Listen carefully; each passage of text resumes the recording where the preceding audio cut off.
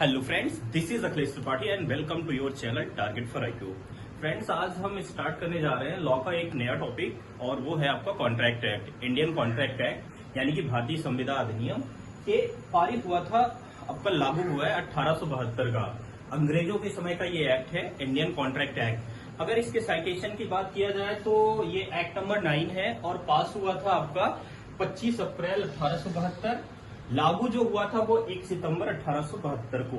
ठीक है, तो ये मतलब इंडिया में जो कुछ पुराने कानून लागू हैं उनमें से एक है। और अच्छी चीज ये है कि ये अभी भी इसमें चेंज नहीं किया गया है। जैसे अभी लोकसभा में जो कुछ बिल पारित किए गए हैं तो आपकी CRPC और आपका एविडेंस हो गया और आपकी IPC चेंज की गई है, लेकिन कॉन्ट्रैक्ट अभी भी लागू है। अगर कॉन्ट्रैक्ट एक्ट के बारे में बात किया जाए तो ये एक तरह से फ्लेक्सिबल लॉ है, बहुत ज्यादा फ्लेक्सिबिलिटी रहती है इसमें। और ये एक व्यापारिक विधि की मुख्य शाखा है। किसी भी तरह का जो व्यापार होता है, ट्रेड होता है, वो विदाउट कॉन्ट्रैक्ट वैलिड नहीं माना जाता है और उसी से रिलेटेड चीजें इसमें लागू होती हैं। ठीक है, एक तरह से हम अगर डायरेक्टली कहें तो ये कह सकते हैं कि इसके बिना जो व्यापार होता है वो असंभव होता है। और इसके प्रावधान भी बहुत सरल है, बहुत आसानी से अगर ध्यान दिया जाए, थोड़ा सा अगर हम ट्रिक इस्तेमाल करें तो बहुत आसानी से हम कॉन्ट्रैक्ट तैयार कर सकते हैं। जैसे अगर इसकी बात किया जाए तो कॉन्ट्रैक्ट के दो पार्ट हैं। एक कॉन्ट्रैक्ट के बात करता है जनरल प्रिंसिपल्स की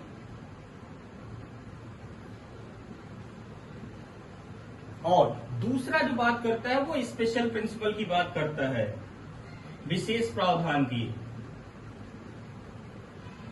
ये दो भाग हैं। इसमें देखा जाए तो इसमें आपका जो सेक्शन है वो सेक्शन 1 से लेके हम पढ़ते हैं 75 तक और यही हमारे लिए कॉन्ट्रैक्ट मोस्ट इंपॉर्टेंट होता है। एग्जामिनेशन में ज्यादातर प्रश्न यहीं से पूछे जाते हैं। और ये कॉन्ट्रैक्ट लॉ जो है दोस्तों, वो न केवल कॉन्ट्रैक्ट के लिए बल्कि कुछ लॉ के लिए बेस भी बनता है। जैसे विदाउट कॉन्ट्रैक्ट लॉ की इंफॉर्मेशन के आपके सारे कभी समझ में नहीं आना है। यानी कि स्पेसिफिक रिलीफ एक्ट अगर आप चाहें कि आपको कॉन्ट्रैक्ट का नॉलेज नहीं है और आप उस पर कमांड बनाना चाहें तो कभी भी कमांड नहीं बना सकते हैं। दूसरा एक और ये बेस का काम करता है, किसके लिए? ये बेस का काम करता है साथियों जजमेंट राइटिंग के लिए। क्योंकि कॉन्ट्रैक्ट लॉ में जजमेंट राइटिंग में कॉन्ट्रैक्ट का मतलब उतना ही है जितना मैथ में काउंटिंग का। विदाउट काउंटिंग अगर आप सोचो कि मैथ आपको आ जाए तो इट्स इम्पॉसिबल, वैसे आपका जजमेंट राइटिंग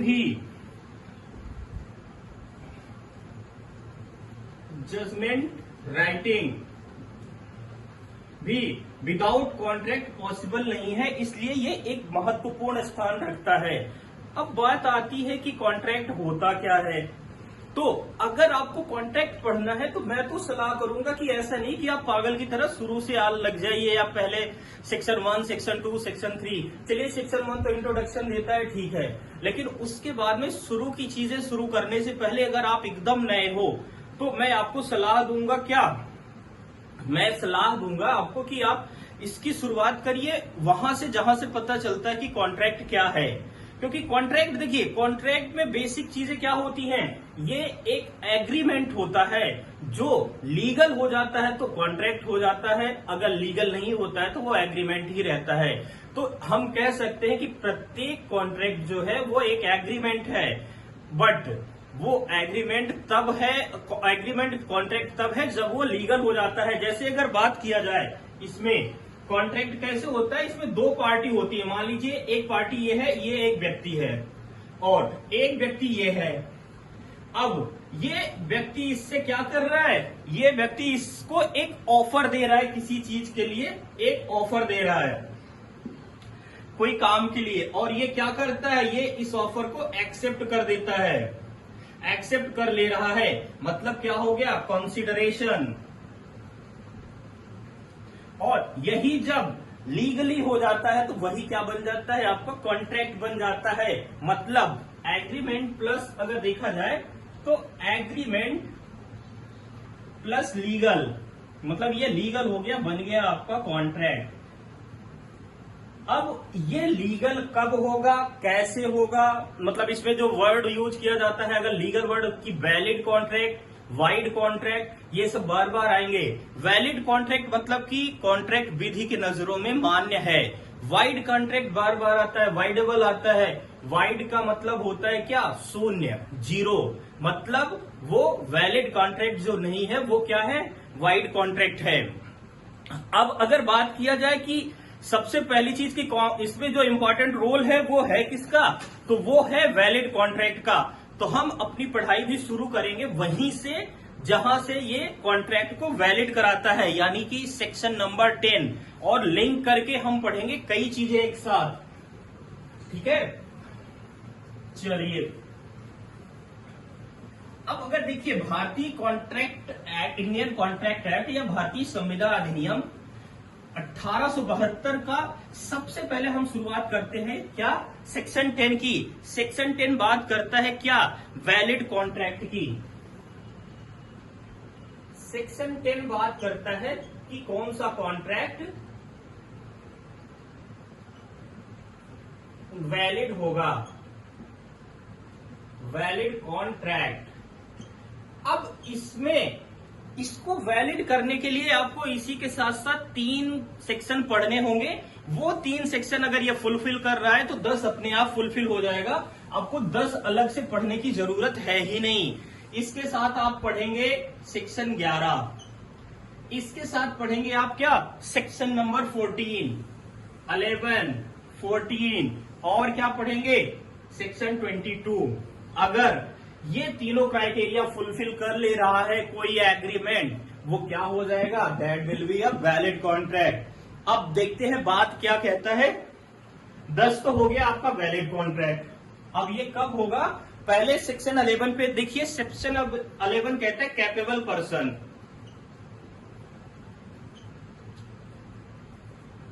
मतलब कौन सा व्यक्ति सक्षम व्यक्ति है उसके बारे में बताता है। अगर कोई व्यक्ति कॉन्ट्रैक्ट कर रहा है तो उसके लिए एक जो व्यक्ति कर रहा है पार्टी, उसको क्या होना चाहिए? कैपेबल होना चाहिए। और कैपेबल के लिए 3 शर्तें हैं। पहली चीज वो क्या हो? मेजर हो, मतलब 18 ईयर प्लस हो, अनसाउंड माइंड ना हो, मतलब क्या है कि हेल्दी माइंड हो, अनसाउंड माइंड नहीं होना चाहिए, साउंड माइंड हो। तीसरा क्या है? किसी लॉ के तहत डिस्क्वालीफाई न हो, मतलब डिस्क्वालीफाई नहीं होना चाहिए, not disqualify under any law.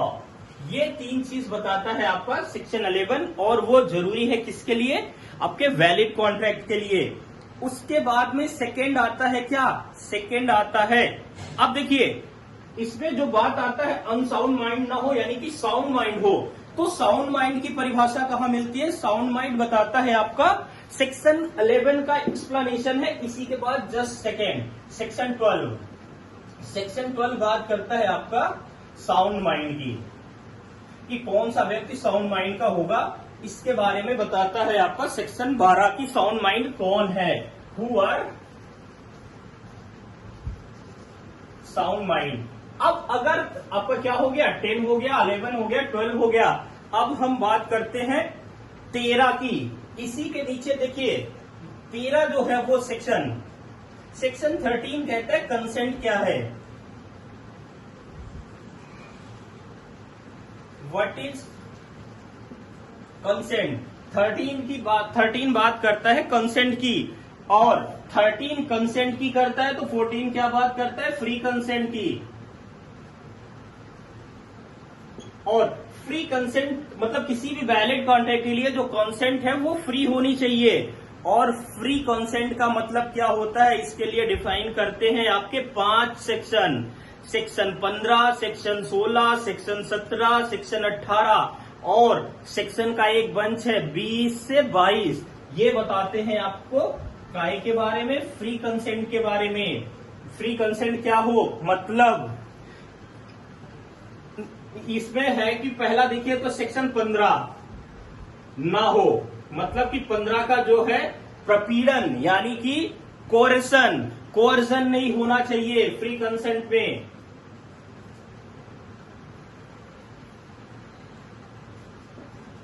प्रपीड़न। दूसरा क्या है, दूसरा है सेक्शन 16 क्या बात करता है, अनड्यू इन्फ्लुएंस, असम्यक असर।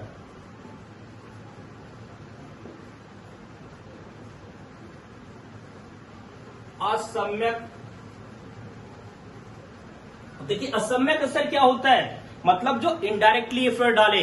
इनडायरेक्टली एफर्ट ऐसे डाले कि मान लीजिए मैं अब आपको पढ़ा रहा हूं, आपके मन में मेरे लिए एक बड़ी रिस्पेक्ट हो गई है, मैं आपसे कहता हूं ऐसा है भैया, आपके पापा जी है ना, वो बहुत अच्छे पोस्ट में, बड़ी अच्छी पैसे हैं उनके पास, उनसे कह दो कि 1 लाख जो है हमारे उसमें ट्रांसफर कर दें। अब आप क्या कर रहे हो, इससे आप इन्फ्लुएंस हो जाते हो, वो चीजें कहलाती है क्या, असम्यक असर डालना किसी पे, अनड्यू इन्फ्लुएंस। और अगला क्या होगा इसमें अगला होगा 17 क्या बताता है, कॉन्ट्रैक्ट का 17 बताता है फ्रॉड के बारे में, यानी कि कपट के बारे में। और क्या नेक्स्ट है, सेक्शन 18 बताता है मिस रिप्रेजेंटेशन।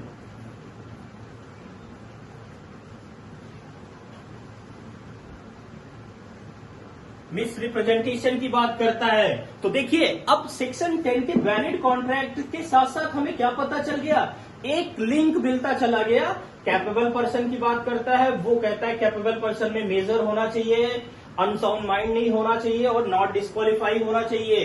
अनसाउंड माइंड का उल्टा क्या होता है, साउंड माइंड कहाँ दिया गया है, सेक्शन 12 में। 14 बताता है फ्री कंसेंट के बारे में, तो उससे पहले का जो 13 है वो बता देता है कंसेंट के बारे में। और 14 में कंसेंट, फ्री कंसेंट कैसे होता है, सेक्शन 15 नहीं होना चाहिए, 16 नहीं होना चाहिए, 17 नहीं होना चाहिए, 18 नहीं होना चाहिए। इन चारों बंच को याद करने के लिए एक वर्ड आप याद कर लीजिए, कैन यू फॉरगिव मी।